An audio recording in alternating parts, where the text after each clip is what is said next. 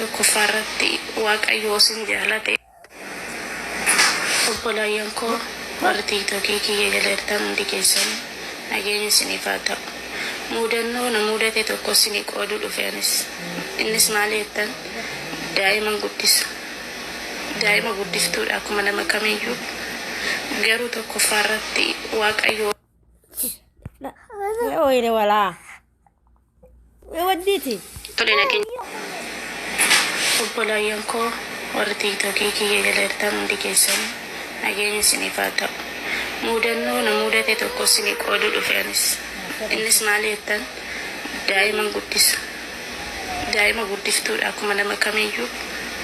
Garuu tokkoffaarratti waaqayyoo sin jaalate mana daa'imaa sin hin galchin. Rabbi yoo sin jaalate jechuudha. Daa'ima arabaatitti rabbi sin hin galchin. Innis maalis seetan. Ka'een aduu tokko mucayyoon naalaa badde. Mucayyoon guddisuun naalaa badde. Dhugaa rabbi amma ammaatitti hiriyoota koo karaa himotiin hiriyoota tawa sanatti malee himne jechuudha. Naalaa bannaan maaltu natti dhufe seetan. Ilmoon qaba, ilmoon biyyaa qaba jechuudha, daa'imman qaba. Silaa daa'imti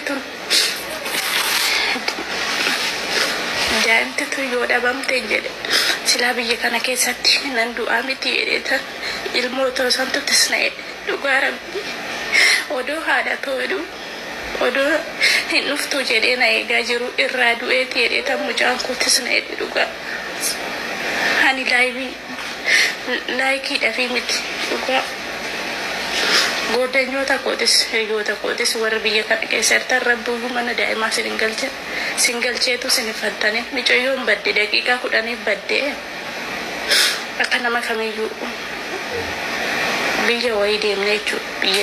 Biyya biraa jechuudha deemnetti hoteela kireeffanne san keessaa hanaadhaa fi kan abbaa kilaasiin gargari kan kiyyaa kan intalitti wajjiniin hojjennu kilaasii tokko micoon immoo gisee hunda na biraan deemtu halkanis guyyaas jechuudha.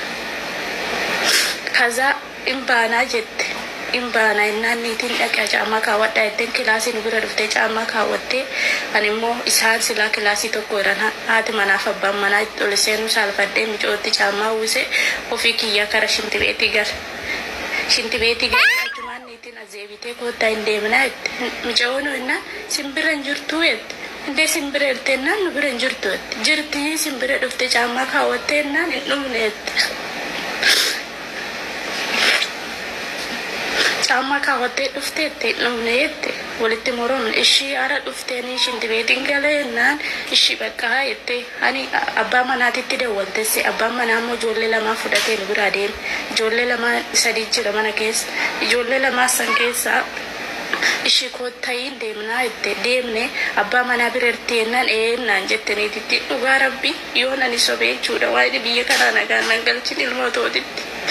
Kaza dhugaa fatanaan baay'ee dadachee kanarratti dhugaa rabbi keessattuu mana daa'imaa ishii ennee deemnee irraa fagaannee liiftiidhaan ol baane darajaa jechuudha. Namticha bira geenyaan ijoollee dhiiraa lama malee hin jiran mucayyittii shamarran hin jirtu. Ishee mucayyoo noomeerrennaan hin agarreedha.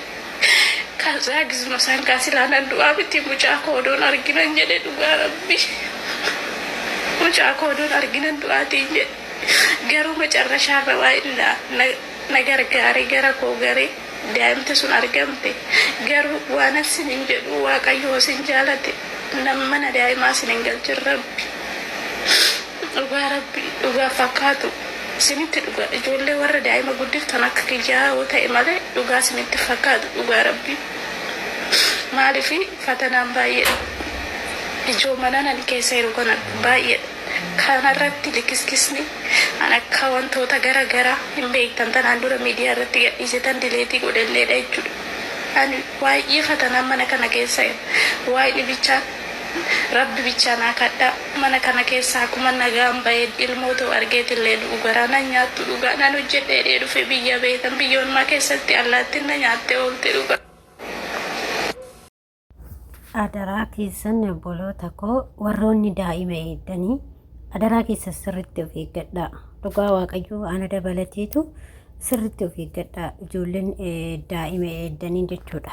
Muudannoo obboleettii keenya kana mudate waan baay'ee garaa nama nyaatudha. Waan baay'ee laphee nama cabsuudha. Dhugaa waaqayyoo jechuudha. Yoon du'ellee osoo daa'ima kiyya ijaan argeetiin du'e silaa du'uun koon oolu jette. Mucayyoon kun daa'imatu jalaa bade akkuma viidiyoon agartan jechuudha. Laalaa dhugaa rabbii dubbachuuf osoo daa'imti sun argamuu baatte har'a lubbuun ishee badde jechuudha. Ashamaa akkam jirtu hordoftoota koo nagaa keessanii ani nagaa kooti galata waaqayyoo isiniin jedha. Akkasuma warroonni immoo chaanaala kiyya haarawaa taatanii sabskraayibii gochuudhaani maamila keenya ta'aa isiniin jedha. Egaa akkuma argaa jirtanii viidiyoo jalqaba irratti dhaggeeffattanii dhugaa rabbii nan boo'e gaafa obboleettii kana argu viidiyoo ishee argu walirraa barumsa fudhanna jedhee anis irratti yaada kenna jedhee tanan nan boo'e. Maaliif ilmi namaa akkatti ba'u beeka akkatti baanu beenna malee akkatti gallu hin beennu waaqayyoon wajji haa ta'u. Keessattuu warroonni akka koo daa'ima guddistanii akkasuma kun obboleettii kanaatti daa'ima guddistan hadaraa keessan of eeggannoo godhaa. Maaliif daa'ima jechuun baay'ee ulfaataadha. Nama daa'ima guddisee beekutu beeka malee kuwwan hin beekuu hin danda'u. Daa'ima kee kan dhalte ofii keetii dhalte osoo hin taane kan namaa guddisuu jechuun yookiin daa'ima arabaa guddisuu jechuun hedduu takka ulfaata. Hedduu mataa si zoora wajjin hedduu hojii wajjin sitti ulfaata. Maal gochuu qabdanii har'a obboleettii keenyas waaqayyoon bagashii gargaaree waaqayyo waan hundumaa bagashii gargaaree oolteerti waaqayyoof galannaa ta'u.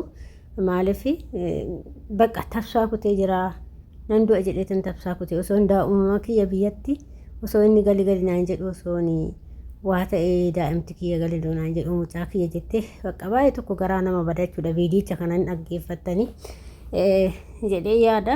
Kanaaf obboloota koo adaraa keessanii sirriitti of eeggadhaa.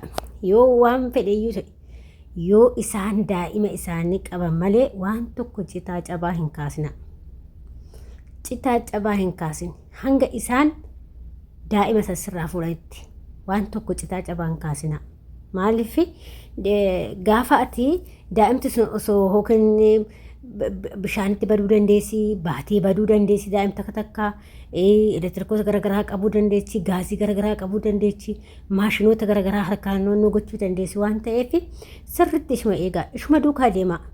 Lakki daa'imas eegaa hojjedhu osin jette ittiin galin abbaaf fe'eeyyuu jechuudha. Keessattuu ijoollee haarofti dhaggeeffadhaa sin fayyaddi. Ijoollee haarofti dhuftanii yoo isheen daa'ima qabaa hojjedhu sin jette ittiin galin. Daa'ima irraa qabii hojii hojjedha. Yoo daa'ima hin qabne daa'ima qofa kanan qabu. Hojii harka laman danda'u jedheen. Maaliif osoo har'a daa'imti sun harkatti baddee har'a oduu daa'imti waa nama harkatti taate isaan lubbuu teessi bahaa jechuudha. Kanaaf adaraa keessan of eeggadhaa. Waaqayyo nu haa eegu. Waaqayyo nagaadhaan biyya keenyatti kan nu baasee nagaan biyya keenyatti nu galchu. Ijoollee guddisuun hedduu takka ulfaata. Anamma yeroo mucaan eegu maan hojjedhu. Mucuma bichaa duuban deemaa jechuudha. Yeroo isaan jiran qofa kan manni kiyya torbanitti illee yoo qulqullaa'e namni maaliif hin qulqulleessine naan jedhu jiru. Hanga isaan irraa qabanitti qulqulleessuu hin danda'u jechuudha.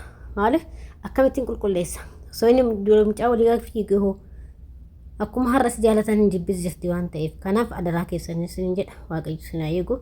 Kuni dhaamsa obboloota koo akka koo daa'ima guddisanii fi micha yookaan raas barumsa fudhattuu gorsee fudhattuu dhee anillee sinii fidee dhufe nagaa ta'a fayyaa ta'a hanga viidiyoo biraatii walitti deemnee sinin jaaladha galatoomaa.